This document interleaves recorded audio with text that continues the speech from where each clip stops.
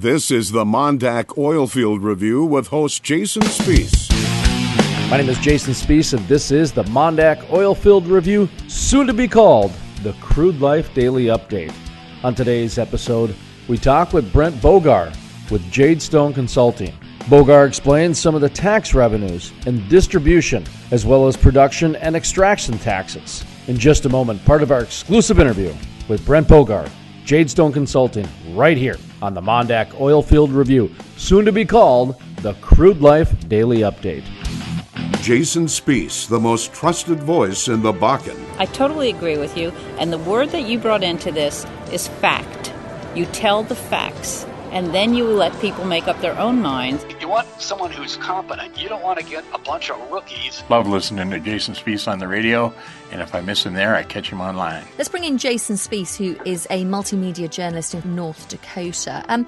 Jason, what's your thought on this? No one does an interview like Jason Spiess. Welcome back to the MonDak OilField Review, soon to be called the Crude Life Daily Update. My name is Jason Spiess. I'm your host. Thank you, folks, for joining us today. And now, part of our exclusive interview with Brent Bogar of Jadestone Consulting about the oil and gas tax revenues and where the distribution of those monies are going. This is Brent Bogar. As a broad brush, North Dakota is very reliant on oil and gas taxes. I mean, that is plain as day. If 50% of the tax revenue comes from those two taxes, you're not even including the amount of Halliburton trucks and the amount of those license registrations and out of fees taxes. I mean, because let's be honest, there's a lot of people that live in western North Dakota and even on the east side here where if the oil and gas industry is not percolating and not moving, they're not living in our state. And so therefore, all of that tax revenue goes away too. I'm sure that your study did not get into that, but I do think it is worthy of mentioning. It is worthy of mentioning because, you're exactly right, Jason. It doesn't include the sales tax, all of those vehicles. I mean, they talk roughly $200,000 to $300,000 in state sales tax for every well that's drilled. So, much larger impact to the state than just the extraction and production tax.